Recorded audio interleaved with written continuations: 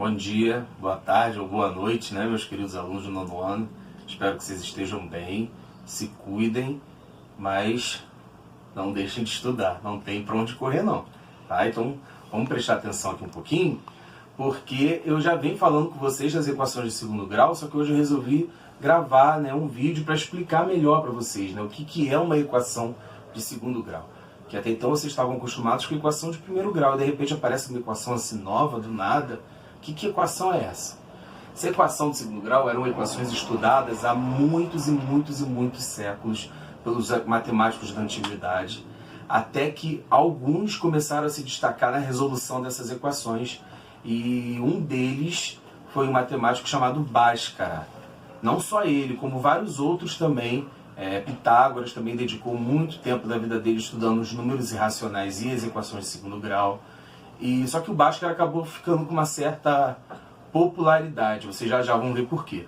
Equação de segundo grau são todas as equações que têm esse formato, ax² mais bx mais c igual a zero.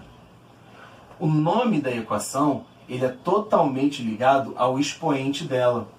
Por que a gente falava equação de primeiro grau? Porque não tinha esse termo aqui de x², a equação era nesse formato, por isso que era primeiro grau. Agora a gente está falando de uma equação que tem um expoente 2, por isso que ela é chamada de equação de segundo grau. E o número de soluções também está de acordo com o expoente. A equação de primeiro grau a gente só tinha uma solução. A equação de segundo grau nós vamos ter duas soluções. Tá? Mas já a gente vai ver como que se chega nessas soluções. Essas equações de segundo grau, elas têm essas letrinhas aqui, o A, o B e o C, elas não vão aparecer na equação. Elas significam que esses números, né, essas letras, são números reais que nós chamamos de coeficientes. Então, toda vez que vocês olharem um exercício, o coeficiente da equação, você já sabe que está se referindo aos números da equação. Olhando aqui esse primeiro exemplo, 2x² menos 7x mais 8 igual a zero.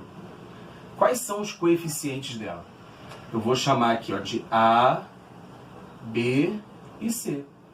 Eu posso afirmar que o A vale 2, o B vale menos 7, tem que pegar o sinal da frente do número, tá, gente? Pode esquecer não.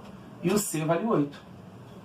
Esses são os três coeficientes. E um outro detalhe, toda equação de segundo grau é igualada a zero, obrigatoriamente. E se ela não estiver igual a zero, você não consegue identificar os coeficientes. Vai que o número esteja no segundo membro, então a gente vai ter que enviá-lo para o primeiro membro para poder deixar a equação igual a zero. Olha essa outra equação de segundo grau aqui. Aí você pode pensar assim, professor, por que essa é menor do que essa? Na verdade, ela não é menor, né? Ela tem um termo a menos, mas ela continua sendo do segundo grau por causa do expoente 2. Então aqui, quem é o A dessa equação? Vou botar aqui do ladinho assim. Quem é o A dessa equação? O A é quem acompanha o x², menos 2/3. Quem vai ser o B dessa equação? Quem acompanha o x, menos 4. E o C, professor, não tem? Não tem. O C, ele foi passear, foi embora. Essa equação é incompleta. Então a gente vai chamar o C de zero. Tá? Mas ela tem os três coeficientes, só que um deles é nulo. Esse outro exemplo aqui, se eu perguntar a vocês. Quem é o A, quem é o B e quem é o C? O A vale 6. O B é quem acompanha o x. Olhem para cá, vê se tem algum número acompanhando o x. Que é esse termo aqui do meio. Não tem. Então eu vou dizer que o B vale 0. E o C é sempre o último termo. Vocês vão perceber o C porque ele tem uma característica. O termo C, o coeficiente C, ele não tem letra. Ele é independente, é o termo independente. Ele está sempre no finalzinho da equação. O C vale menos 1. Aqui na equação de segundo grau eu coloquei um exemplo. Lembra que eu falei do Bhaskara, né? Quem é o Bhaskara? Bhaskara foi um matemático indiano e ele finalizou essa fórmula. Eu falo finalizou porque não foi ele que começou, mas aí é uma outra história que a gente fala depois em sala de aula, né? Da história da matemática. A fórmula de Bhaskara, ela permite que nós resolvemos qualquer equação de segundo grau. Pode parar, meio que eu errei aqui a conjugação. Aqui nessa equação, né? Lembra que eu falei do tal Bhaskara, né? O Bhaskara, ele é um matemático, ele foi um matemático indiano E, na verdade, assim, não foi ele que desenvolveu toda a fórmula, né? Mas isso é uma história que a gente fala depois pessoalmente na escola.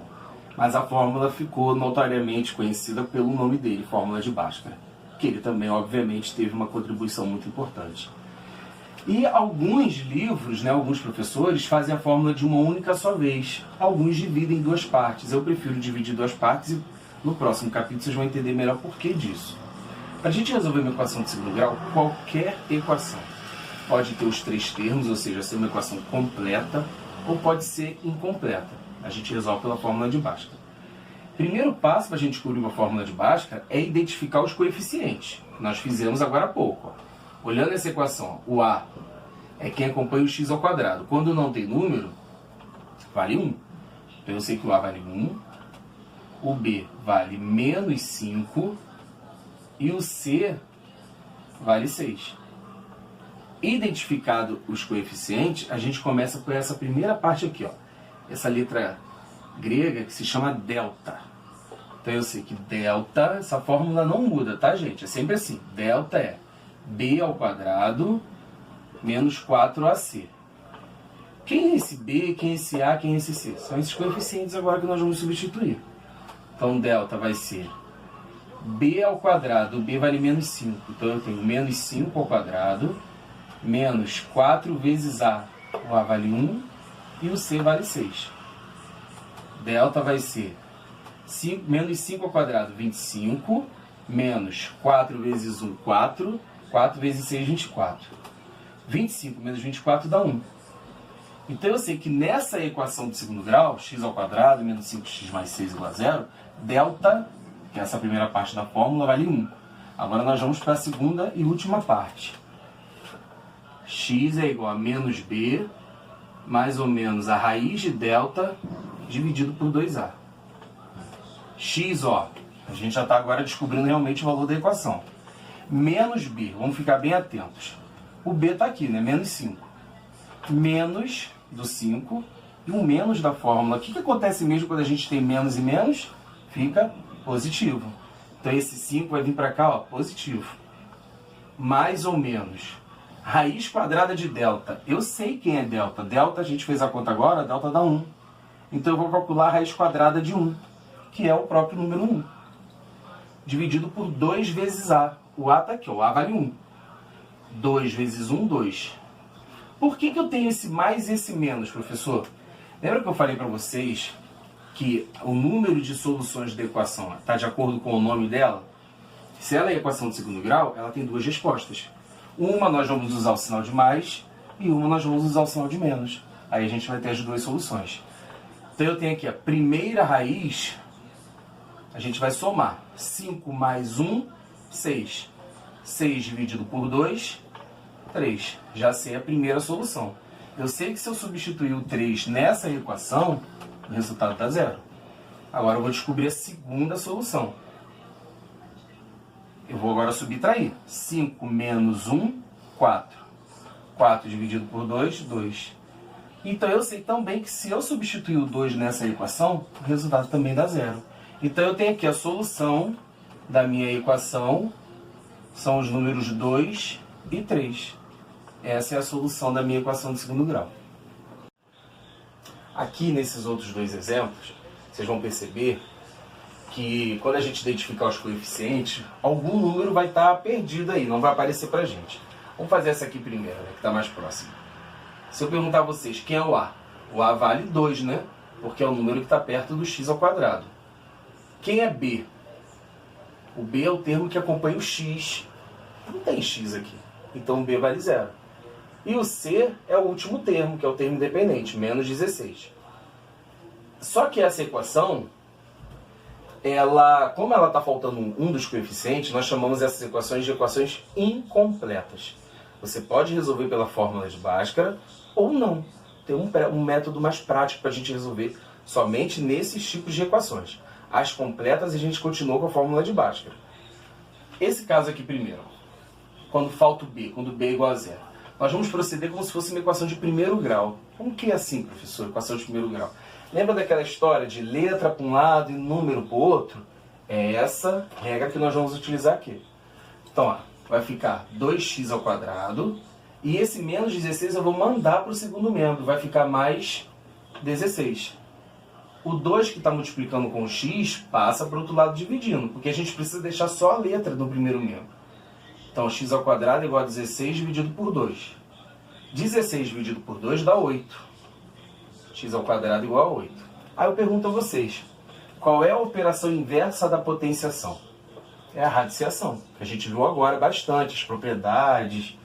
Então, se eu estou com uma letra, né, elevada ao quadrado, para eu descobrir o valor dela, basta calcular a raiz quadrada desse número.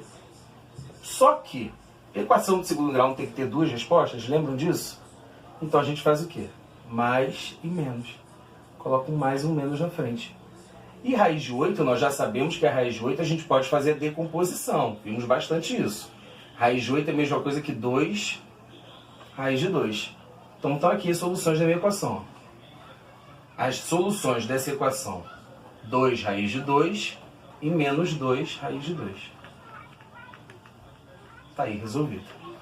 Nesse caso, a gente vai perceber também que ela é uma equação incompleta, só que agora o B existe. Ó. Quem não existe é o C. Quando isso acontecer, a gente pode fazer através de produtos notáveis. Perdão, crianças, produtos notáveis não. Fatoração. Por que fatoração, professor?